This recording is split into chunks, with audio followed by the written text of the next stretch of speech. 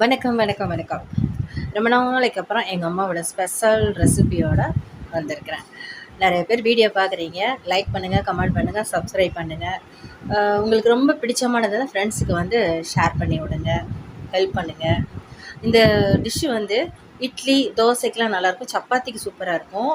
அப்புறம் ஒயிட் ரைஸில் நல்லெண்ணெய் ஊற்றி நல்லா சூடாக பிசைஞ்சு சாப்பிட்றதுக்கு அருமையாக இருக்கும். எப்படி செய்கிறதுன்னு பார்க்கலாமா?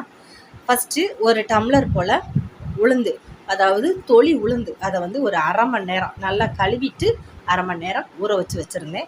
அதை ஒரு குக்கரில் சேர்த்துக்கிட்டு ஒரு பெரிய டம்ளரில் ஒரு டம்ளர் தண்ணி ஊற்றி ஒரு விசில் மட்டும் வச்சா போதும். இது விசில் அடிக்கட்டும்.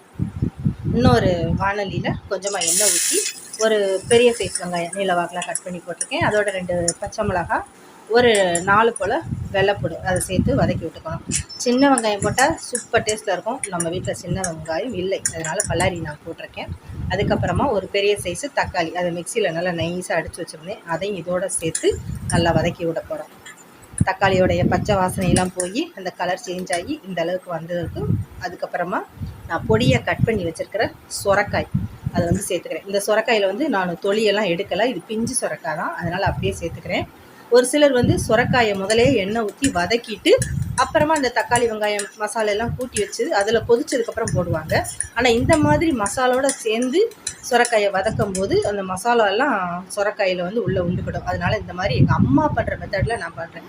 1/4 டீஸ்பூன் மஞ்சத்தூள், வீட்டில் அரைச்ச குழம்பு மிளகாய்த்தூள் 2 டீஸ்பூன், 1 டீஸ்பூன் போல் மிளகாய்த்தூள் அதை சேர்த்து நல்லா மசாலாவோட பச்சை வாசனை போகிற அளவுக்கு வதக்கி விட்டுட்டு தேவைக்கு உப்பு போட்டுக்கணும். இப்போ கொஞ்சமாக போட்டுக்கலாம், ஃபைனலாக டேஸ்ட்டு பார்த்துட்டு கடைசியாக போட்டுக்கலாம்.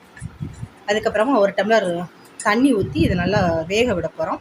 சுரக்காயின்றதுனால சீக்கிரம் வெந்துடும். ஒரு 5லேருந்து ஒரு 7 நிமிஷம் நல்லா வெந்துடும். அந்த 7 நிமிஷத்தில் இடையிடையே நம்ம திறந்து பார்த்து கிளறி விட்டுக்கலாம். இப்போ நல்லா வெந்துருச்சு. வாசனை செம்மையாக ரொம்ப அருமையாக கமகமன்னு இருக்குது.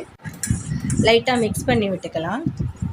சுரக்காய் வந்து 7 நிமிஷத்தில் நல்லாவே வெந்துடும். ஏன்னா நீர்ச்சத்து காய் தானே, சீக்கிரமாக வெந்துடும். அப்புறம் வந்து நம்ம வேக வச்சுருக்கிற தொளி உளுந்து அதை வந்து இப்போ உள்ளே சேர்த்துக்கலாம். இது வந்து உடச்ச உளுந்து தான், அதனால் அரை மணி நேரம் ஊற வச்சுட்டு ஒரு டம்ளர் தண்ணி ஊற்றி ஒரு விசில் வச்சோம்னா அந்த தொளி வந்து கலண்டு போகாது.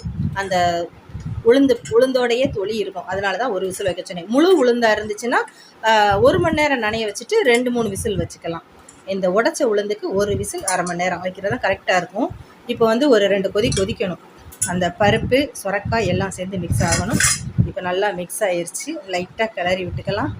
வாசனை இப்போ அதை விட கமகமன்னு இருக்குதும். இப்போ வந்து தேங்காய் பால் நல்லா ஒரு கிண்ணம் போல் நல்லா திக்கான தேங்காய் பால் அதை வந்து எடுத்து வச்சுருக்கேன். அதை உள்ளே சேர்த்துக்கலாம். தேங்காய் பால் ஊற்றுனதுக்கப்புறம் ரொம்ப நேரம் கொதிக்க வேண்டாம்.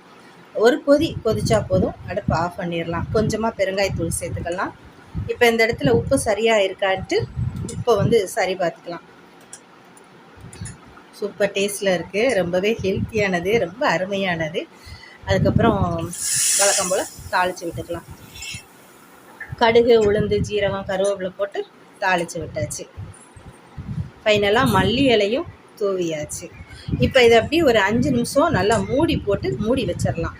சாப்பிடும்போது திறந்து பார்த்துக்கலாம். அந்த ஃப்ளேவர் எல்லாமே உள்ளே இருக்கும்.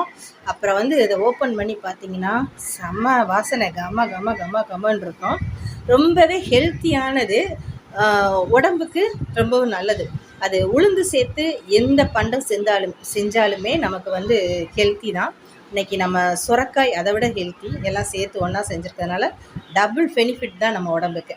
இதை வந்து சூடான சாதத்தில் போட்டு அப்படி கொதிக்க சாப்பிடும்போது அவ்வளோ இந்த தொண்டைக்குள்ளே போகும்போதே கொதிக்க போகும். எனக்கு அப்படி தான் சாப்பிட்டு பழக்கம். உங்கள் வீட்டில் இதே மாதிரி செஞ்சு பார்த்துட்டு எப்படி இருக்குன்னு கமெண்ட் பண்ணுங்கள். வீடியோ பிடிச்சிருந்தால் லைக் பண்ணுங்கள், சப்ஸ்கிரைப் பண்ணுங்கள், ஷேர் பண்ணுங்கள்.